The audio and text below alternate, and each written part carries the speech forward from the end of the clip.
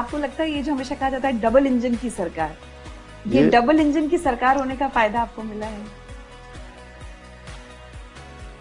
Double engine का जो लाभ है तो जनता को मिल रहा है, और डबल इंजन सरकारें देश के लिए बहुत प्रासंगिक हो रही हैं। हमने जीईपी यहाँ लागू किया है, जीडीपी की तर्ज पर जीईपी, ग्रॉस एनवायरनमेंट प्रोडक्ट। कानून से देवभूमि उत्तराखंड में जीने की आदत सबको होनी चाहिए, ये वर्क कल्चर हम ला रहे हैं।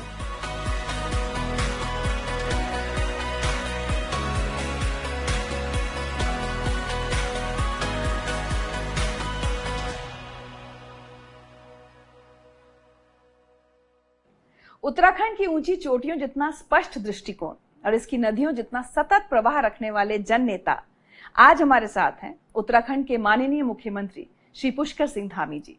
नमस्कार, मैं हूं रुचि अनिरुद्ध और आप देख रहे हैं Uttarakhand at 25, the Times of India की एक विशेष प्रस्तुति। इस श्रृंखला में हम मना रहे हैं उत्तराखंड के 25 वर्षों के गौरवमयी सफर का जश्न। एक ऐसी यात्रा जिसमें इस पहाड़ी राज्य ने अपनी पहचान, प्रगति और सपनों को नई ऊंचाइयों तक पहुंचाया है। इस प्रेरणादायक यात्रा से गहराई से जुड़े हैं पिथौरागढ़ की धरती से निकले सैनिक परिवार में जन्मे धामी जी, जिन्होंने बचपन से ही राष्ट्र सेवा, अनुशासन और परिश्रम के संस्कार प्राप्त किए और युवावस्था से ही जन सेवा को अपना जीवन ध्येय बनाया। 45 वर्ष की आयु में उत्तराखंड के सबसे युवा मुख्यमंत्री बने श्री धामी आज परिवर्तन और प्रगति के प्रतीक बन चुके हैं। उनके नेतृत्व में राज्य ने सामाजिक सुधार, प्रशासनिक पारदर्शिता और दूरदर्शी नीतियों की दिशा में कई ऐतिहासिक कदम उठाए हैं। चाहे समान नागरिक संहिता की पहल हो, युवाओं के लिए शिक्षा और रोजगार के नए अवसर हो, या नकल और भ्रष्टाचार के विरुद्ध कड़े कानून, हर मोर्चे पर उनकी सोच रही है स्पष्ट और निर्णय रहे हैं साहसिक। जब उत्तराखंड अपने 25 वर्षों की इस ऐतिहासिक यात्रा का जश्न मना रहा है, ऐसे में हमारे लिए बहुत गर्व की बात है कि आज हमारे साथ हैं वह व्यक्तित्व जिन्होंने राज्य को नई दिशा और गति दी है। तो स्वागत कीजिए उत्तराखंड के दूरदर्शी, कर्मठ और युवा मुख्यमंत्री पुष्कर सिंह धामी जी का। बहुत बहुत स्वागत है धामी जी। धन्यवाद। उत्तराखंड एट 25 की बहुत बहुत शुभकामनाएं आपको। बहुत धन्यवाद। धामी जी, सबसे पहले तो यही सवाल, राज्य 25 साल पूरे कर रहा है और केंद्र में प्रधानमंत्री नरेंद्र मोदी जी की सरकार ने 11 साल पूरे किए हैं। ये इन दो यात्राओं को आप एक साथ किस तरह से देखते हैं? सबसे पहले तो मैं आदरणीय प्रधानमंत्री जी के नेतृत्व में जो भारत की विकास की गति बढ़ी, वैश्विक भारत की ताकत बढ़ी, भारत आज दुनिया की चौथी सबसे बड़ी अर्थव्यवस्था बन गया है। हर क्षेत्र में भारत की प्रगति हुई है और एक समृद्ध भारत, सशक्त भारत और समरस भारत का निर्माण प्रधानमंत्री जी के नेतृत्व में 11 वर्षों में हुआ है। गरीब कल्याण की योजनाएं समाज के अंतिम छोर में रहने वाले व्यक्ति तक पहुंची हैं और सच में भारत का एक गौरवशाली समय है और स्वर्णिम समय है और आज पूरी दुनिया का केंद्र भारत बनता जा रहा है। तो अनेक उपलब्धियां हैं इन 11 सालों में। गरीब कल्याण है, सेवा सुशासन के काम हैं और अनेक अनेक योजनाएं जिन्होंने एक सामान्य व्यक्ति के जीवन को बदलने का काम किया है। आयुष्मान योजना, प्रधानमंत्री आवास योजना, गरीब कल्याण अन्न योजना, मुफ्त राशन योजना, लखपति दीदी योजना, किसान सम्मान निधि, जल जीवन मिशन, लखपति दीदी योजना से लेकर ड्रोन दीदी तक अनेक अनेक योजनाओं के माध्यम से देश का कायाकल्प हुआ है। वहीं धारा 370 की समाप्ति, जिसके बारे में लोग कहते थे कि जो प्रतिपक्ष के लोग हैं कि अगर धारा 370 हटेगी तो कश्मीर भारत से अलग हो जाएगा, खून की नदियां बह जाएंगी। और पूरे देश ने देखा कि शांतिपूर्ण तरीके से हुआ। 3 तलाक जैसा एक कुपर था उसका अंत हुआ, वक्फ संशोधन कानून लाया गया, नागरिक संशोधन कानून लाया गया, और अयोध्या में भगवान श्री रामचंद्र जी का भव्य मंदिर बना, वो भी शांतिपूर्ण है। शांतिपूर्ण तरीके से हो गया। पूरे देश में एक संदेश गया, हर वर्ग हर धर्म के लोगों ने उसका स्वागत किया। और सांस्कृतिक जो हमारी विरासत है उसको आगे बढ़ाने का काम हुआ, चाहे वो भगवान राम के मंदिर से अगर शुरुआत करेंगे तो काशी का कॉरिडोर हो, बाबा विश्वनाथ की नगरी में महाकाल लोक हो उज्जैन में, और देवभूमि उत्तराखंड में प्रधानमंत्री आदरणीय नरेंद्र मोदी जी के नेतृत्व में उनके बनने के बाद केदारनाथ का नवनिर्माण और पुनर्निर्माण, अनेक प्रकार का वहाँ शंकराचार्य जी की समाधि को स्थापित किया गया, आस्था पथ बनाया गया, सरस्वती घाट बनाया गया, तीर्थ पुरोहितों के लिए आवास बनाए जा रहे हैं, आस्था पथ बनाया जा रहा है, ध्यान गुफा बनाई जा रही है। और सच में 2013 की आपदा के बाद वो पूरा का पूरा क्षेत्र बहुत क्षतिग्रस्त हो गया था, बहुत नुकसान वहां पर हुआ था, और आज भव्य केदार और दिव्य केदार बन गया है। इसी सीजन में अभी 2 मई से यात्रा प्रारंभ हुई थी और आज 12 है। लगभग 1 माह 10 दिन में लगभग 10 लाख के आसपास लोग वहाँ दर्शन के लिए आ चुके हैं बाबा के धाम में। तो ये सब, चूंकि एक समय ऐसा भी आ गया था कि वहाँ आपदा के बाद आने वालों की संख्या कुछ हजारों में रह गई थी, और अब ये संख्या 25 लाख के आसपास तक पहुंच रही है। तो सब हमारे मोदी जी के प्रयासों से, उनकी संकल्प शक्ति से, और महादेव के परम भक्त, इसीलिए उनको जो है बाबा ने उनको जो है अवसर दिया, क्योंकि हर एक को अवसर भी नहीं मिलता वहाँ के नवनिर्माण और पुनर्निर्माण का अवसर भी बाबा ने दिया। और वो गंगा के पुत्र हैं, गंगा पुत्र हैं। उनको जहाँ माँ गंगा ने बनारस बुलाया और इस बार अपने मायके में बुला लिया।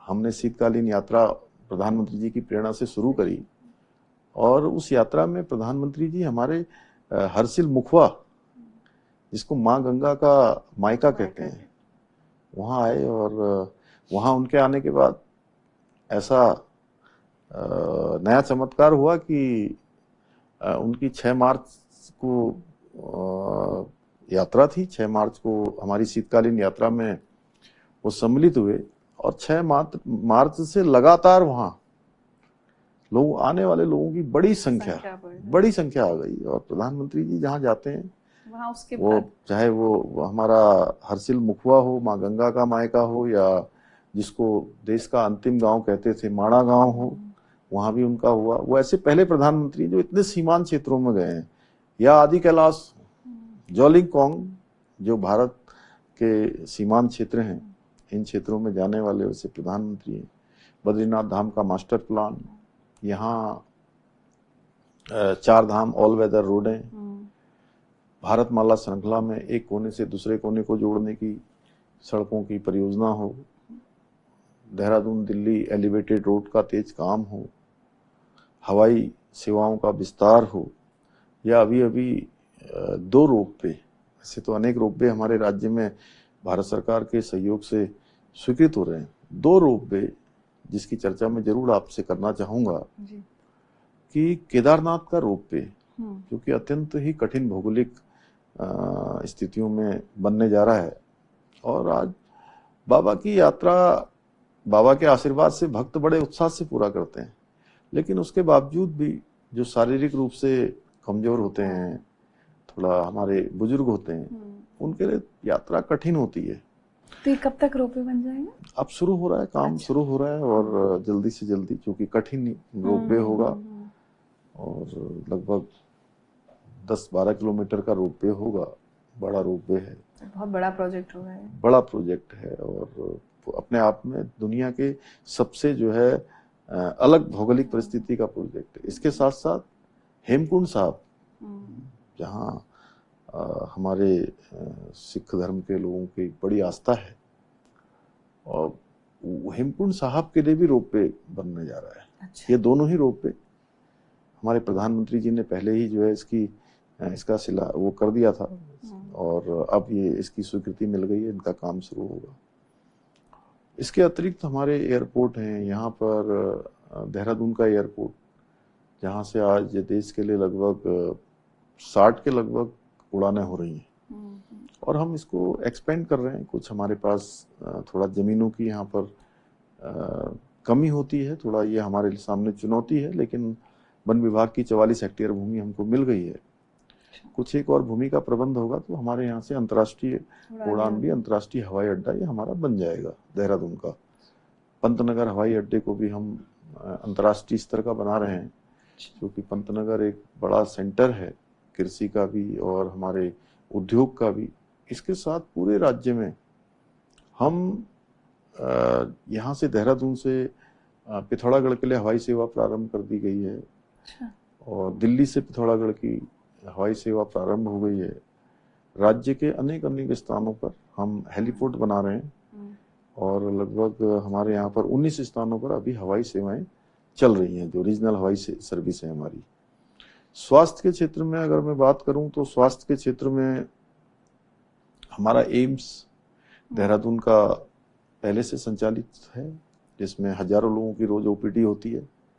इसके साथ ही एक किच्छा में एम्स हमारे यहाँ, एम्स का सैटेलाइट सेंटर, वो भी निर्माणाधीन है, और 2026 में वो भी प्रारंभ हो जाएगा। तो पिथौरागढ़ में मेडिकल कॉलेज बन रहा है, श्रीनगर में हमारा पौड़ी श्रीनगर में मेडिकल कॉलेज पूरी तरह से काम कर रहा है, अल्मोड़ा में मेडिकल कॉलेज बन रहा है, रुद्रपुर में मेडिकल कॉलेज हमारा निर्माणाधीन है, जल्दी उसका काम भी पूरा हो जाएगा। हरिद्वार में मेडिकल कॉलेज बन रहा है, प्रत्येक जनपदों में। तो ऐसे अनेक काम है, मैं आपको गिनाऊं तो मुझे लगता है कि सारा आपकी और मेरी वार्ता इसी पर रह जाएगी। नहीं, हम और पहलू पे भी बात कर लेंगे। तो और पूरे राज्य के अंदर तमाम हमारे नाबार्ड के माध्यम से, तमाम एडीबी के माध्यम से सड़कों के सौंदर्यीकरण का काम, सड़कों के सीवरेज बनाने के काम, भूमिगत लाइनें बनाने का काम, बिजली की लाइनों को अंडरग्राउंड करने के काम हो, आइकॉनिक सिटी हमारा ऋषिकेश बने, उसके लिए हम काम कर रहे हैं। इसके साथ साथ यूआईडीबी के माध्यम से उत्तराखंड इंफ्रास्ट्रक्चर इन्वेस्टमेंट बोर्ड, उसके माध्यम से हम राज्य के अंदर बहुत सारे सेक्टर पर काम कर रहे हैं। जैसे ऋषिकेश हरिद्वार में हम गंगा कॉरिडोर बना रहे हैं, ऋषिकेश में, हरिद्वार में, और टनकपुर में, जहाँ पर टनकपुर में माँ पूर्णागिरी का धाम है, वहाँ भी प्रत्येक वर्ष 25-30 लाख श्रद्धालु आते हैं। हाँ, वहाँ भी बड़ी यात्रा चलती है। तो वहाँ हम शारदा रिवर फ्रंट पर काम कर रहे हैं। इसके अतिरिक्त आइकॉनिक सिटी भारत सरकार के सहयोग से ऋषिकेश और उसके आसपास हम डेवलप कर रहे हैं। यही हमारा हरिपुर कालसी में यमुना तीर्थ, वहाँ पर बनाने पर हमारा काम चल रहा है, जमुना कृष्ण धाम। तो ऐसे अनेकों अनेकों काम प्रगति पर हैं, अनेक नवाचार हम राज्य के अंदर कर रहे हैं। वार्ता को आगे बढ़ाते हैं। तो बट आपको लगता है ये जो हमेशा कहा जाता है डबल इंजन की सरकार, ये डबल इंजन की सरकार होने का फायदा आपको मिला है? देखिए, डबल इंजन है इसीलिए ये सब काम हो पा रहे हैं। डबल इंजन है इसीलिए हमारे इतने हमारे एयरपोर्ट बन पा रहे हैं, हमारे हेलीपोर्ट बन पा रहे हैं, हमारे 2-2 एम्स राज्य के अंदर बन रहे हैं, हमारी अनेक सड़कें जो राज्य को एक कोने से दूसरे, एक मंडल से दूसरे मंडल को जोड़ रही हैं, केदारखंड से मानसखंड को जोड़ रही हैं, मैदान, पहाड़, तराई, भावर, सबको एक सूत्र में बांधते हुए विकास को आगे बढ़ा रही हैं। ये सब डबल इंजन की सरकार है। और डबल इंजन में सुविधा ये है ऋचा जी कि डबल इंजन दोनों सरकारें जिसमें मिलकर काम करती हैं, ट्विन इंजन, कि जो राज्य सरकार की आवश्यकता है, जरूरत है, केंद्र उसको स्वीकृति दे, और केंद्र जो अपनी योजनाओं को, हाँ, समाज के अंतिम छोर में खड़े हुए व्यक्ति तक, आम आदमी के लिए, सामान्य आदमी के लिए, लोगों की सुविधा के लिए जो योजनाएं चलाए, वो योजना राज्य जो है, राज्य की सरकार, राज्य की मशीनरी उसको अंतिम छोर तक पहुंचाए। रेलवे के क्षेत्र में मैं बताना थोड़ा सा, मैंने कहा ना बहुत सारी योजनाएं हैं। रेलवे के क्षेत्र में आज देखिए हमारी ऋषिकेश कर्णप्रयाग रेल परियोजना पर बहुत तेजी से काम हो रहा है। और अभी अभी सबसे बड़ी जिरासू और देवप्रयाग के बीच में हमारी टनल बनी, 14.5 किलोमीटर की टनल का ब्रेक थ्रू हो गया है। और 2026 तक वो योजना भी हमारी प्रथम चरण की प्रारंभ हो जाएगी। 125 किलोमीटर की जो ऋषिकेश कर्णप्रयाग रेल परियोजना है, उस पर भी तेजी से काम चल रहा है।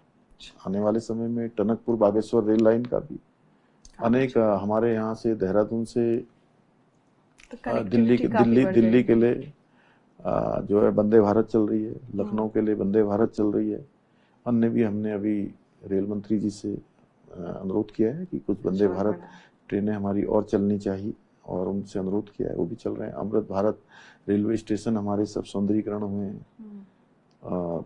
अनेक ऐसे काम जो म्यूचुअल उसमें सपोर्ट से हो जाते हैं, कोऑपरेशन। आपने डबल इंजन पूछा तो मैंने डबल इंजन की ये आपको डबल इंजन का जो लाभ है वो जनता को मिल रहा है। और डबल इंजन सरकारें देश के लिए बहुत प्रासंगिक हो रही हैं। तभी तो जो है हरियाणा में तीसरी बार लोगों ने डबल इंजन चुना, महाराष्ट्र में डबल इंजन चुना, यूपी में लगातार चुन रही है, उत्तराखंड है हमारा जो है, अभी दिल्ली में भी डबल इंजन लग गया 27 सालों बाद। कई सालों से जो है अनेक देश के राज्य, चाहे आज छत्तीसगढ़ हो, चाहे राजस्थान हो, चाहे उड़ीसा हो, गुजरात तो मॉडल ही है देश का, और नॉर्थ ईस्ट में भी। एक बात बताइए, जैसे प्रधानमंत्री जी भी कहते हैं कि विकास भी विरासत भी, और अगर हम विरासत की बात करें, हमारी धार्मिक सांस्कृतिक धरोहरों की बात करें, तो उत्तराखंड बहुत बड़ा एक उसका प्रतीक है। तो जब भी विकास कार्य होते हैं तो वो एक संतुलन बनाना कि विरासत, पर्यावरण, वो कितनी बड़ी चुनौती है आपके लिए, और कैसे आप उससे फिर निपटते हैं उस चुनौती से? देखिए, हमारे प्रधानमंत्री जी ने पहले ही जो है, क्योंकि वो बहुत विजनरी हैं और हमेशा दूरदृष्टि से देश की बारे में सोचते हैं, सामान्य मानवी के बारे में सोचते हैं, तो विकास तो होना ही चाहिए, लेकिन विरासत भी बचनी चाहिए, विरासत भी आगे बढ़नी चाहिए। और हम पूरे देश दुनिया के पहले राज्य हैं जहां हमने इसमें संतुलन बनाने के लिए, इसका पैमाना मापने के लिए हमने जीईपी यहाँ लागू किया है। जीडीपी की तर्ज पर जीईपी, ग्रॉस इन्वायरमेंट प्रोडक्ट, कि हम विकास कर रहे हैं तो विकास के लिए हम कितना हमारा जो है, हम इसके लिए क्या पे कर रहे हैं पर्यावरण के क्षेत्र में, उस पर किस प्रकार से संतुलन साध रहे हैं। और हमने राज्य में, चूंकि हमारे लिए विकास भी बहुत जरूरी है जी, बिल्कुल, और खासकर दूर दराज के लिए, और हमारे पास बहुत सारे ऐसे साधन नहीं है। हमारा राज्य, भौगोलिक परिस्थितियां भी कठिन हैं, हमको विकास तो चाहिए, हमको आर्थिक रूप से विकास करने की आवश्यकता है, लेकिन उसके साथ साथ विकास के साथ ही जो है हमको इकोलॉजी का पूरा ध्यान रखना है, और हम इस पर संतुलन बनाते हुए काम कर रहे हैं। हमारे यहाँ पर अनेक विकास योजनाएं चल रही हैं, टनल परियोजनाएं चल रही हैं। अभी अभी सिलकारा टनल, जिसके बारे में आपने सुना होगा, जहाँ पर हमारा एक हादसा हो गया था, 17 दिनों तक रेस्क्यू अभियान चला था, और 41 हमारे श्रमिक भाई वहां से सभी लोग स्वस्थ और सकुशल बाहर निकले थे। वो एक बहुत बड़ा आपके लिए वो था। वो टनल भी हमारी ब्रेक थ्रू हो गई है। इस वर्ष जो है नवंबर दिसंबर में वो चालू हो जाएगी, तो कभी 25 किलोमीटर से 30 किलोमीटर का रास्ता लोगों के लिए आसान हो जाएगा। आपदा की स्थितियों में, बर्फबारी के समय में जो घूम के आना पड़ता था, लगभग 1-1.5 घंटे का समय बचेगा लोगों का, आसान होगा। क्योंकि जीवन में आसानी भी लोगों के होनी चाहिए, उनको जो है सुविधाएं मिलनी चाहिए।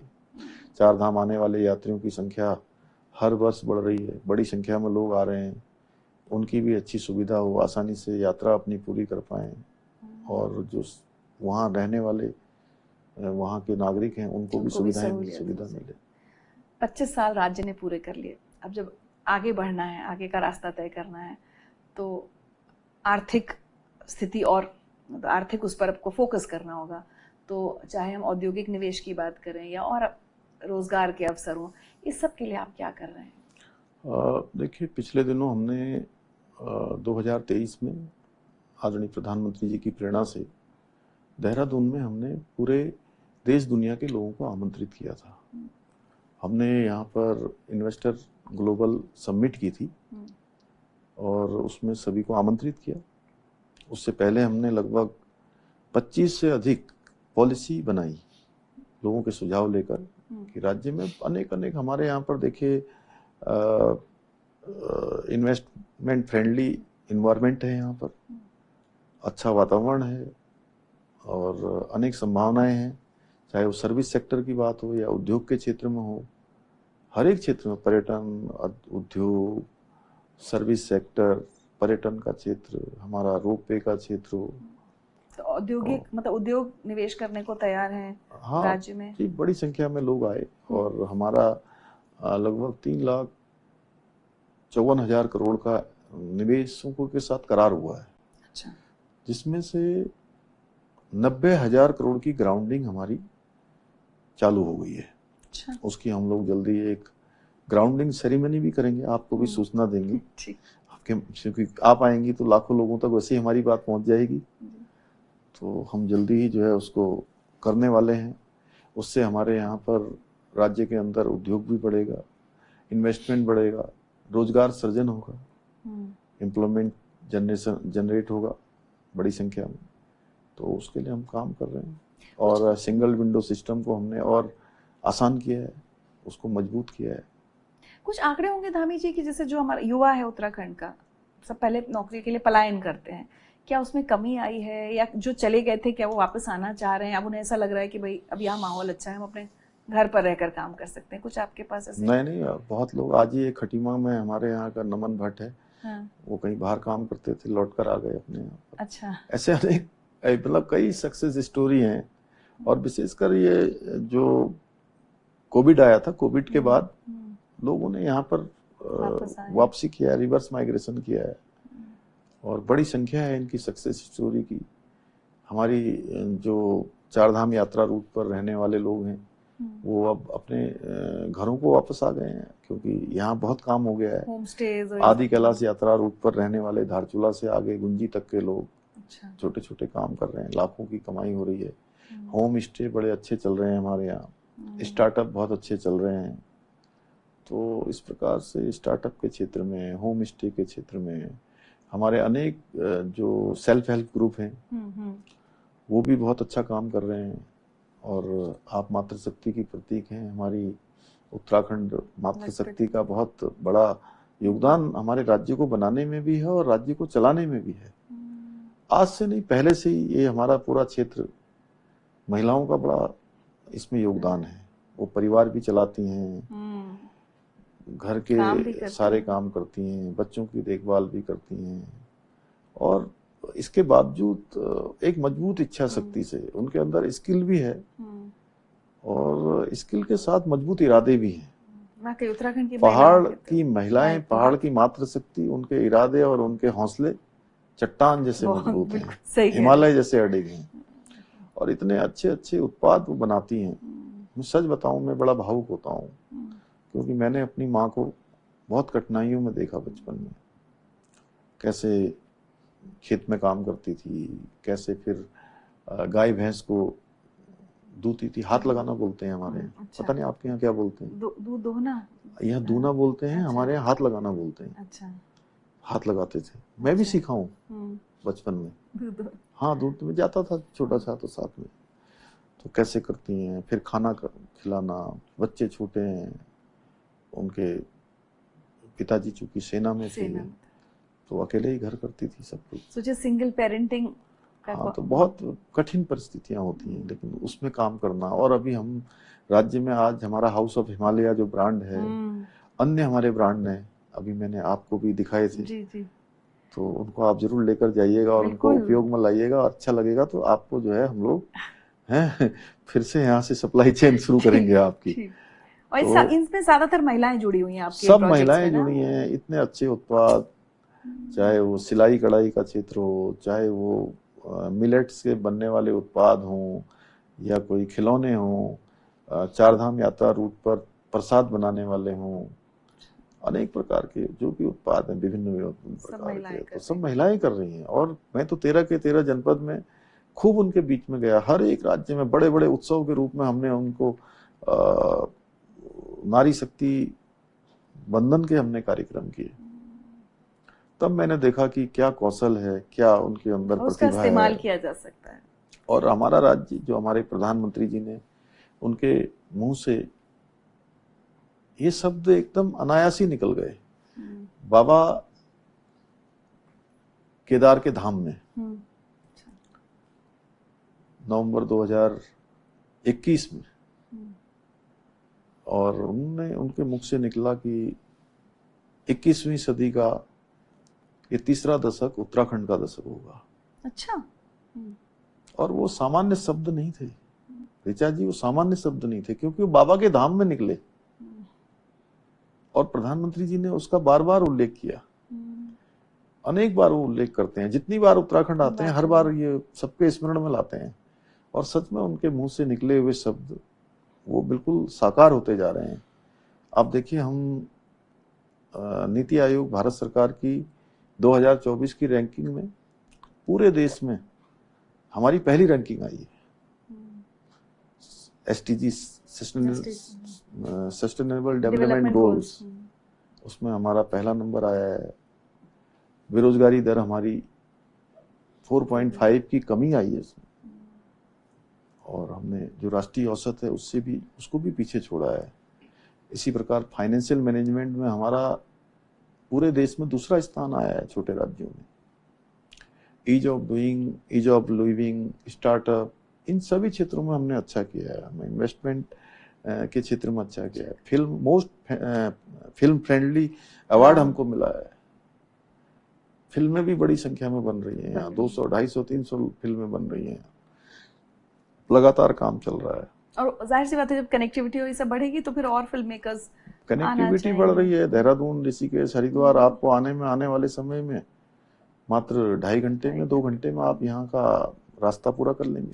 और युवाओं के लिए मुझे तो हमेशा लगता है, अगर घर में किसी को काम मिल रहा हो अच्छा, तो कोई क्यों महानगरों की भीड़ में रहना चाहेगा, तो युवा भी वापस आएंगे।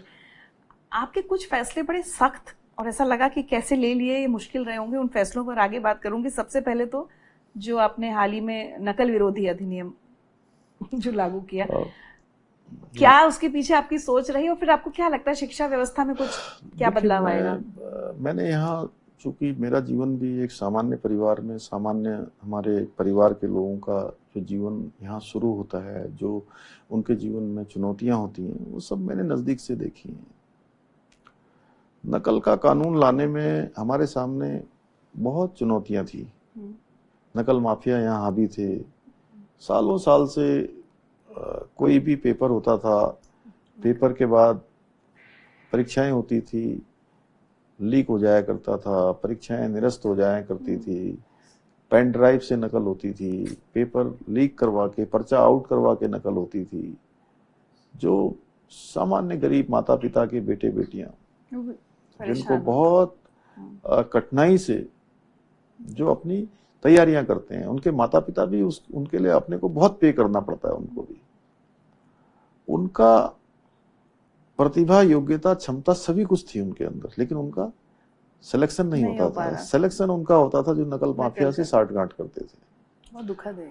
और ये प्रकरण हमारे सामने भी आया, हमने उसका परीक्षण करवाया, हमने प्रारंभिक रूप से जांच कराई जैसे ही मुझे बताया गया, और जांच करवाने पर हमें लगा कि इसमें गड़बड़ी हुई है, तो हमने कहा कि इस पर कार्रवाई करिए।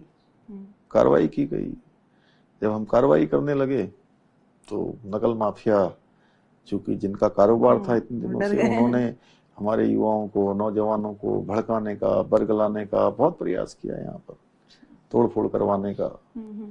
चूंकि हम एक अपने भविष्य के लिए काम कर रहे थे, इसलिए हमने सोचा कि इसमें हमको कितनी भी परेशानियों का सामना क्यों ना करना पड़े, संघर्ष क्यों ना करना पड़े। क्योंकि मेरी भी पृष्ठभूमि ऐसी है, मैं भी संघर्ष ऐसी में हमने किया है बचपन से। युवाओं के बीच में, छात्रों के बीच में हम रहे हैं, लोगों के बीच में।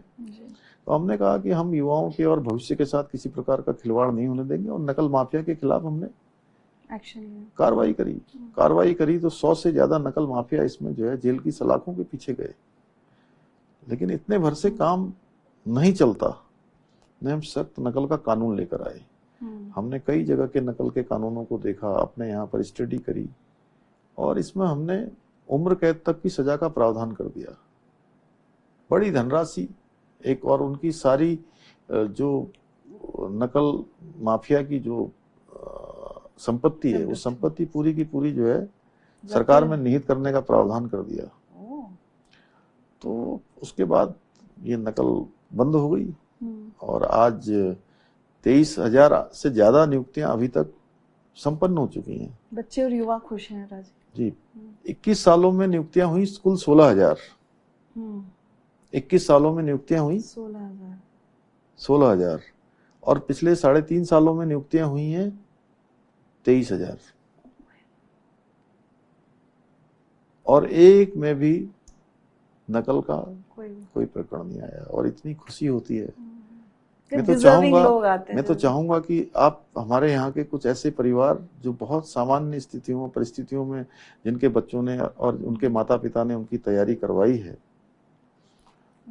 उनसे अगर बात करेंगी तो आपको लगेगा कि वो कई सालों से परीक्षा में बैठ रहे थे, तब उनका एक में भी सिलेक्शन नहीं हो रहा था और अब एक साथ 4-4, 5-5 परीक्षाओं में उनका चयन हो रहा है, सिलेक्शन हो रहा है। तो बड़ा संतोष होता है कि दूरस्थ क्षेत्रों में जब मैं जाता हूं तो उन बेटे बेटियों का, उन भाई बहनों के माता पिता मिलते हैं, अभिभावक मिलते हैं, बताते हैं कि हमारे बेटे और बेटियों का चयन का अवसर मिला। धन्यवाद करते हैं सरकार का, हमारे प्रधानमंत्री जी का कि ऐसी सरकार उनके नेतृत्व में यहाँ बनी। तो संतोष होता है कि हम लोग जो है एक ये काम हुआ है और ये मॉडल हमारा नकल का कानून बन गया है। अन्य लोग भी जो है इसका अध्ययन कर रहे हैं। राज्य में शासन व्यवस्था हो, कार्य संस्कृति, पूरा जो कल्चर है, तो ट्रांसपेरेंसी बहुत जरूरी है। उसके लिए भी आप कोशिशें कर रहे हैं कि सिस्टम में ज्यादा से ज्यादा ट्रांसपेरेंसी आए, पारदर्शिता हो? देखिए, उसकी हमने शुरुआत की यहाँ पर ट्रांसपेरेंसी लाने के लिए, राज्य को भ्रष्टाचार मुक्त बनाने के लिए। देवभूमि है, देवभूमि को पारदर्शी होना चाहिए। देवभूमि में लोगों को सरकार की सेवाएं हों, अन्य सेवाएं हों, वो भ्रष्टाचार रहित मिलनी चाहिए और उनको एक ऑटो मोड में सुविधाएं मिलनी चाहिए। वैसे हमने सेवा का अधिकार है, हमारा 1905 सीएम हेल्पलाइन है, 1064 हमारा जो है भ्रष्टाचार के शिकायत का एक ऐप बना हुआ है और उस पर भी काफी सारी ट्रैपिंग हुई और लगभग 200 के लगभग उसमें भी लोग ट्रैप किए गए, पकड़े गए और जेल की सलाखों के पीछे भेजे गए। पहले एक ऋचा जी, एक बहुत महत्वपूर्ण बात यह है कि पहले एक चूंकि लोग इस प्रकार की बात उठाते थे कि भाई ये भ्रष्टाचार के खिलाफ कार्रवाई होती है तो कुछ नहीं होता है और छोटे लोग पकड़े जाते हैं। कहते थे छोटी छोटी मछलियों को पकड़ दिया, बड़ी मछलियां छूट गई। सही बात है। लेकिन हमने इस धारणा को बदलने का काम किया है। अब छोटी मछलियां तो छोटी मछलियां, बड़ी मछलियां भी और बड़े मगरमच्छ भी पकड़े जा रहे हैं, चाहे किस सेवा का आदमी हो, आईएएस हो, आईएफएस हो या हमारे जो है पीसीएस हो या किसी अन्य सेवा के हो। ये मायने नहीं रखता कि किस सेवा का कौन है। अगर अपनी कर्तव्य में उसने लापरवाही की है, अनियमितता की है, भ्रष्टाचार किया है, तो उसके खिलाफ कार्रवाई हमने सुनिश्चित की है। और पहली बार हमने ये शुरुआत भी की है कि हम रिकवरी भी करवा रहे हैं। अच्छा, हमने कहा रिकवरी भी करी जाएगी और उत्तरदायित्व तो फिक्स किया जाएगा और ये हमारा अभियान लगातार चलेगा। और भ्रष्टाचार मुक्त उत्तराखंड हमारा ये संकल्प है, ये संकल्प हमारा लगातार आगे बढ़ेगा। पिछले दिनों कुछ अभियंताओं ने भी ऐसी ढिलाई पुल बनाते समय कर दी। पुल बन रहा था और पुल निर्माणाधीन पुल गिर गया चमोली जिले के थराली विधानसभा में। मेरे सामने प्रकरण आया, मैंने कहा तीनों अभियंताओं को तुरंत आप सस्पेंड करिए और सस्पेंड करने के बाद जो भी इसमें इन्वॉल्व हैं, ठेकेदार हैं, ये इन्हीं से इसकी रिकवरी कराई जाएगी। ऐसे अन्य स्थानों पर भी। चूंकि देखिए हमको मामलों में सख्त होना पड़ेगा, तभी हमारे यहाँ कार्य संस्कृति बनेगी। और हमारे प्रधानमंत्री जी ने तो प्रधानमंत्री के पद को संभालते ही पहले दिन ही कहा था कि न मैं खाऊंगा न किसी को खाने दूंगा। तो हम लोगों के प्रेरणा स्रोत हैं, उनसे हम लोग प्रेरणा लेके काम करते हैं, तो उस काम को आगे बढ़ा रहे हैं। एक बात बताइए ना धामी जी, जैसे ये बहुत अच्छा लग रहा है, हम जैसे सब लोग सिटीजन्स हमेशा चाहेंगे कि ये आइडियल सिचुएशन हो, लेकिन हम सब ये भी जानते हैं कि भ्रष्टाचार हमारे देश में इतना डीप रूटेड है कि उसको उखाड़ फेंकना किसी के लिए आसान काम नहीं है। मतलब आप एज सीएम आप कितने लोगों से, होता है ना कि आप बिल्कुल कितने लोगों से बुराई ले रहे हैं, और ब्यूरोक्रेसी है, सिस्टम है, कॉन्ट्रैक्टर्स हैं, कैसे कर पा रहे हैं आप?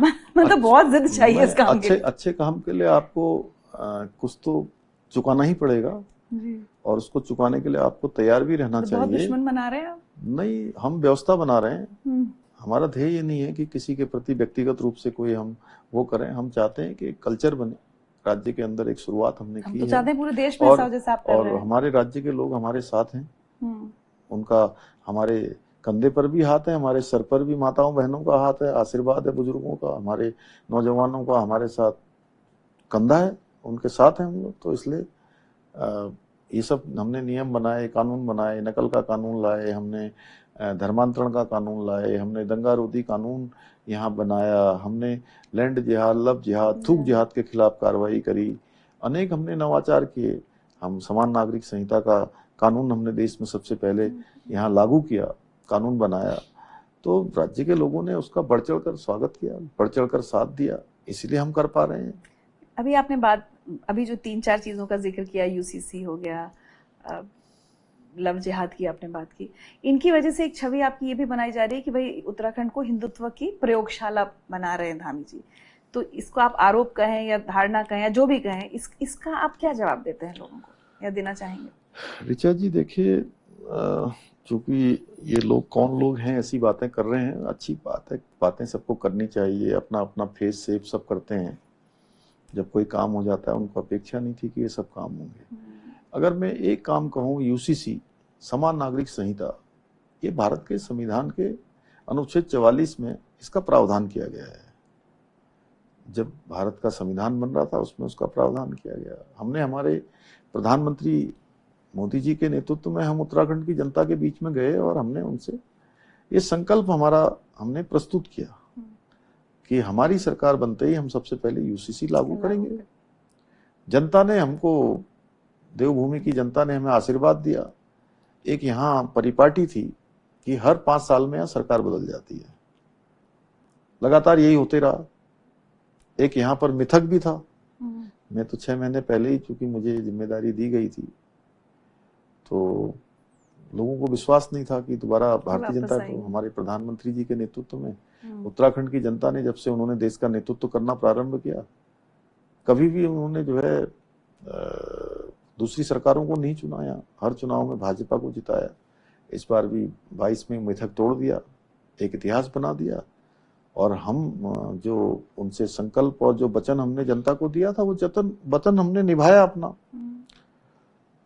तो अगर कोई इसको कहेगा कि ये हिंदुत्व की प्रयोगशाला बना दी है, तो जहां जिसमें जनता ने हमको मैंडेट दिया है, हमें स्वीकार है जी, आप जो भी कहिए। हमें गर्व है कि हमने हिंदुत्व का काम यहाँ से प्रारंभ किया है। देश में सबसे पहले समान नागरिक संहिता की गंगोत्री देवभूमि उत्तराखंड से निकली है।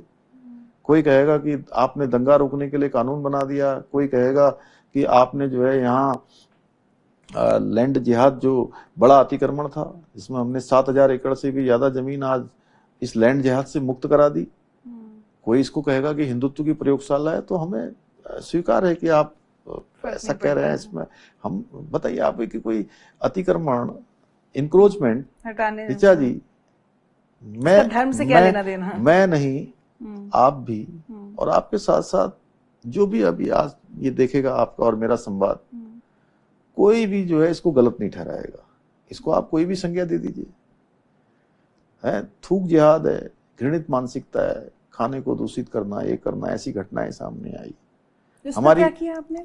उसके खिलाफ भी कार्रवाई की, कठोर कार्रवाई करी है। और हमारी बहन बेटियां, उनके साथ जो है नाम बदल के यहाँ पर करना और बहला कर, फुसला कर, तमाम तरीके से उनको धोखा देना, उनके जीवन के साथ खिलवाड़ करना, ये हमने कहा देवभूमि में ये सब हम बिल्कुल किसी कीमत पर इसको टॉलरेट नहीं करेंगे।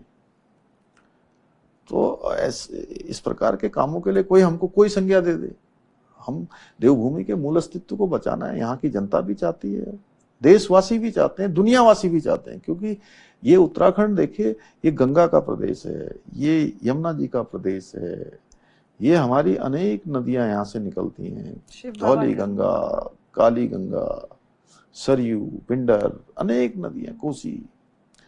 तो उन सब नदियों का उद्गम स्थल, हर एक परिवार से कोई सेना में है यहाँ, हर परिवार का यहाँ सेना से रिश्ता है, कोई सेना में है, कोई पैरामिलिट्री में है, देश की किसी न किसी फोर्स में है और सीमाओं की रक्षा में लगा हुआ है।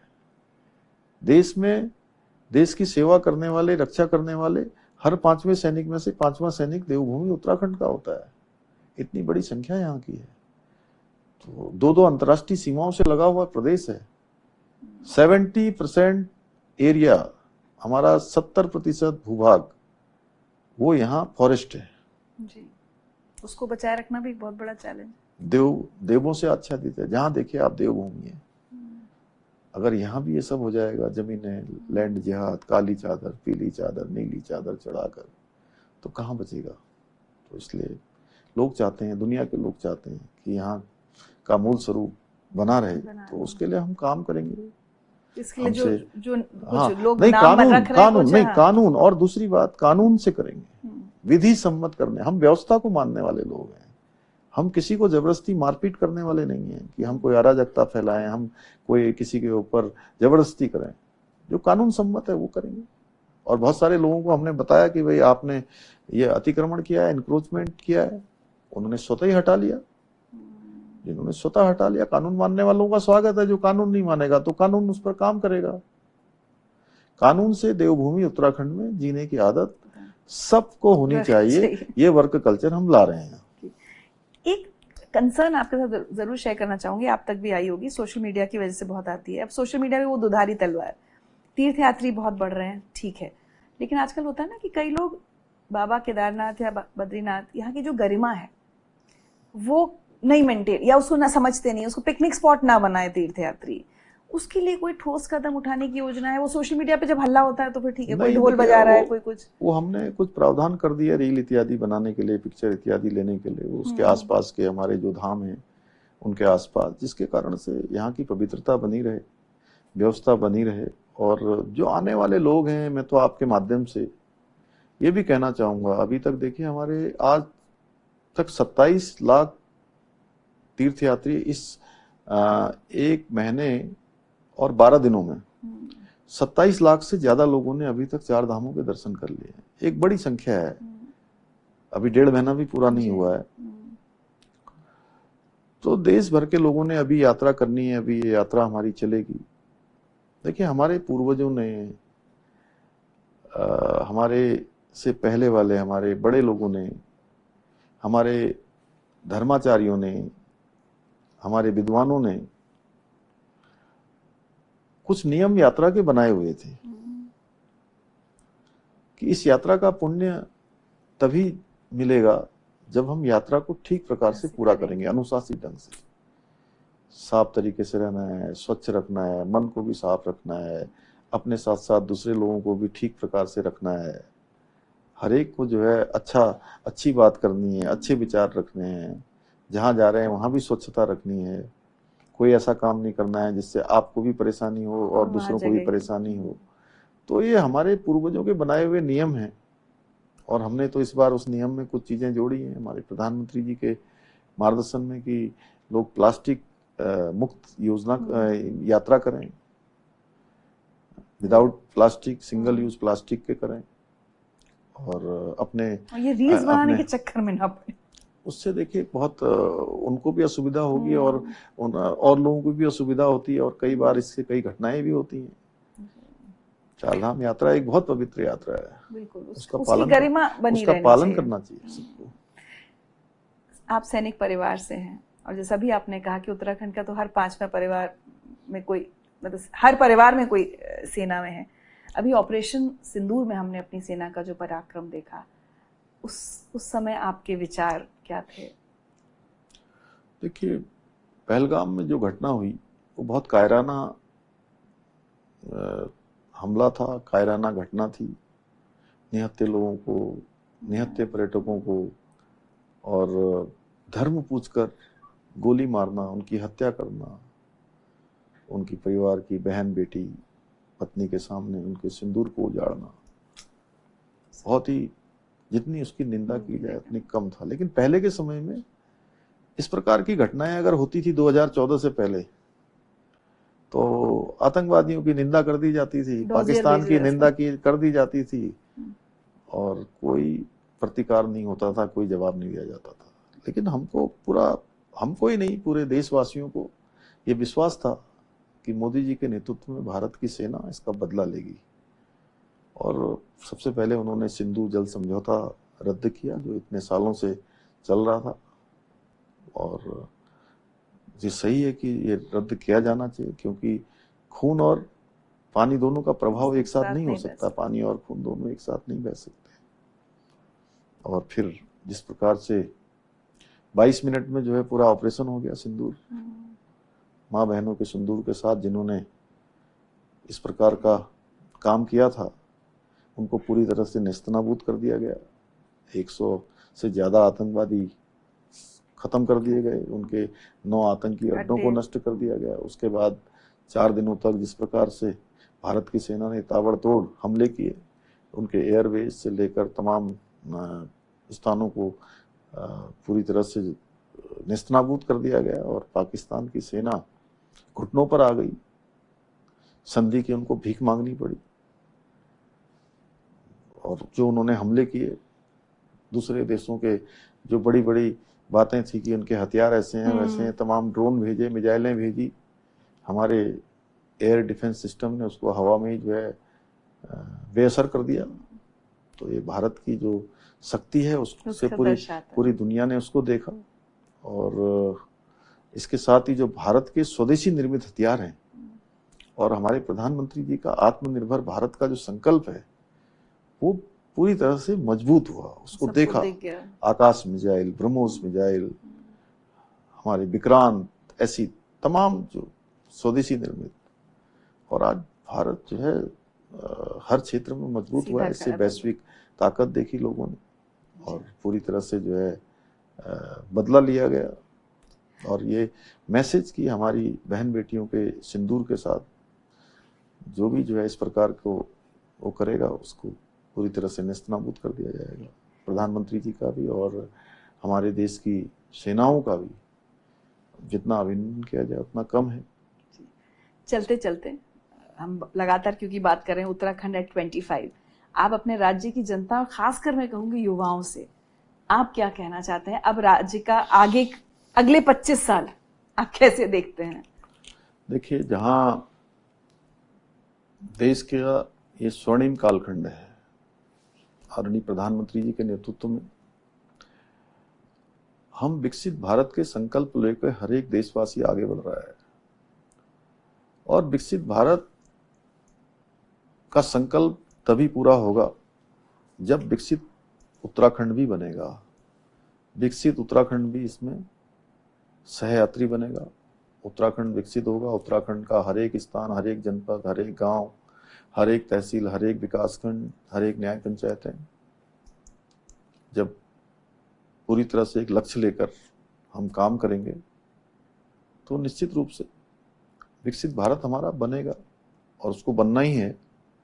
इसके लिए हम अगले 10 सालों की कार्य योजना पर काम कर रहे हैं। हमारे हर विभाग अपने 10 सालों की कार्य योजना बना रहे हैं कि 10 सालों में हमारे ये लक्ष्य हैं और उन लक्ष्यों को लेकर हम काम कर रहे हैं। और पिछले 3 सालों में हमने उत्तराखंड की जीएसडीपी को दुगना करने के लक्ष्य को लेकर हम काम कर रहे थे। और हमें इस बात की आप सबको बताते हुए खुशी है कि जब हम राज्य के स्थापना के 25वें साल में हम पहुंच चुके हैं, हमारी जीएसडीपी को इसको दोगुना करने के लिए हम काम कर रहे थे, वो हमारी 1.5 गुना पर आ गई है। 0.5% की और हमारी बढ़ोतरी हो जाएगी तो हम अपना लक्ष्य प्राप्त कर लेंगे। हमारे पास अभी लगभग 20 माह का समय बचा हुआ है। हम अपने लक्ष्य को प्राप्त कर लेंगे। उत्तराखंड में अनेक संभावनाएं आज आगे बढ़ रही हैं, अनेक नवाचार हो रहे हैं। आज उत्तराखंड के जो हमारे प्रवासी हैं, जो देश के अंदर दुनिया के अंदर रहते हैं, वह भी अपने घरों को, अपने पैतृक स्थानों से लगातार कनेक्ट कर रहे हैं, लगातार जुड़ रहे हैं, उन स्थानों को अपनी सेवाएं देने के लिए आगे आ रहे हैं और अपने को गौरवान्वित भी महसूस कर रहे हैं कि उनके पूर्वजों का राज्य, उनका पैतृक स्थान आज तेजी से आगे बढ़ रहा है। आज उत्तराखंड का कहीं ना कहीं जो फैसले ले रहा है, उत्तराखंड राज्य जो मॉडल बना रहा है, जिस प्रकार से विकास को आगे बढ़ा रहा है, वो अन्य राज्यों के लिए भी एक उदाहरण के रूप में प्रस्तुत हो रहे हैं। तो मेरा सभी से यही कहना है कि हमारे प्रधानमंत्री जी ने जो बाबा केदार के धाम से कहा था कि ये दशक 21वीं सदी का तीसरा दशक उत्तराखंड का दशक होगा, उस दशक को बनाने के लिए आप सभी आगे आए, हम सब मिलकर, कि उत्तराखंड देश का सर्वश्रेष्ठ राज्य बने। ये हमारा विकल्प रहित संकल्प, इसको पूरा करने में सभी उत्तराखंड वासी जो उत्तराखंड के अंदर हैं और उत्तराखंड और देश दुनिया में हैं, वो सभी उसमें अपना योगदान दें, हमारा सहयोग करें। हम सब मिलकर उत्तराखंड को देश का श्रेष्ठ राज्य बनाएंगे। धन्यवाद। आखिरी छोटी सी बात, आपने बहुत सारे कामों की लिस्ट बताई, लेकिन अगर मैं पूछूं इसमें सबसे प्रिय या सबसे बड़ा सपना आपका इस वक्त कौन सा है, तो क्या है? नहीं, देखिए, जो हमने जो रोजगार की दृष्टि से, जो मेरा, चूंकि मैंने नौजवान युवाओं को रोजगार के लिए जिस प्रकार से संघर्ष करना पड़ता है, भटकना पड़ता है, रोजी रोटी के लिए आना जाना पड़ता है, तो दो काम ऐसे मैं कह सकता हूं जो सरकारी नौकरियों में पारदर्शिता आई, योग्यता, प्रतिभा, क्षमता का चयन हुआ, जिससे उनका आत्मबल बढ़ा, उनके माता पिता का आत्मविश्वास बढ़ा, यह हमारे लिए संतोष की बात है। और इसके साथ साथ आज मैं देखता था पहले के समय में बहुत कठिनाई होती थी, आज हमारे युवा अगर रोजगार करना चाहते हैं, स्वरोजगार करना चाहते हैं, तो वो आसानी से रोजगार स्वरोजगार कर पा रहे हैं और उसके लिए हम उनका हमेशा सहयोग और स्वागत दोनों ही करने के लिए तैयार हैं। वो भी कर रहे हैं तो बड़ा अच्छा लगता है। इसलिए मैं सभी हमारे युवा पीढ़ी से यही कहना चाहूँगा, युवाओं से, कि अब आप सोच में लाइए कि रोजगार मांगना नहीं है, रोजगार देने वाला बनना है। क्या बात है। धन्यवाद। बहुत बहुत शुक्रिया धामी जी, उत्तराखंड 25 में हमारे साथ जुड़ने के लिए। बीते 25 साल की बधाई और आने वाले 25 साल के लिए शुभकामनाएं।